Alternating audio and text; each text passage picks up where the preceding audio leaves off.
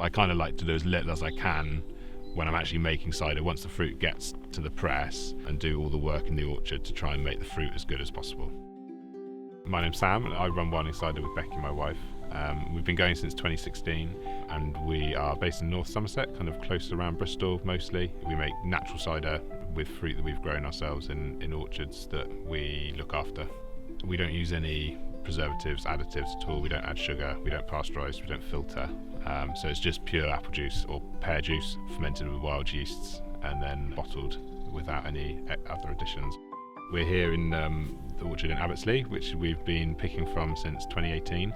Then we have our own orchard in Cheamagna, and then we have an orchard in Ditchit, and then 2 orchards in Compton Dando that we rent as well. So we're quite busy and we're quite spread out all over the place.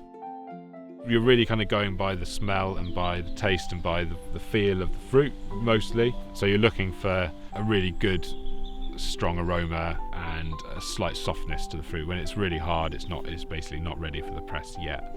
Cider trees need a little bit of stress to get the best flavour. A lot of the things that we're looking for as flavour components are actually part of the tree's immune defence system. So tannins, for example. Our best orchards, you get a sort of happy medium between growing enough of a crop, getting a decent crop per acre, but then equally the quality being good enough to make a really good quality cider.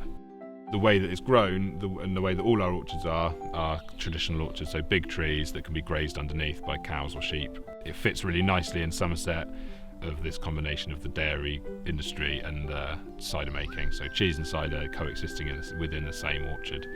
Sustainability is a big focus, I guess, of what we do, and also thinking about it being regenerative rather than sustainable, so like a system that's always improving rather than maintaining a level. So we've done a lot of tree planting, of like replanting old orchards. We've planted a small new orchard, so kind of like thinking for the future, because it's not just about for us, it's also about for like whoever comes next. We've benefited because people 70 years ago planted trees, so we want to be able to like leave behind the equivalent for whoever is around in 70 years time, you know. Becky and my intention is to keep doing it until we can't do it anymore, you know, so I don't have a sort of plan. We definitely don't have a plan to like sell the business or anything. We'd definitely want to keep it going forever. We've got a little boy and he would want to do it, I don't know, maybe not. Who knows what would happen when we were in our 70s or whatever. But it would be nice, like whatever happens, I'd like to think that like the land we've got and the land, other people's land that we're looking after, we can leave it in a better condition than when we took it on, hopefully. That would be the aim.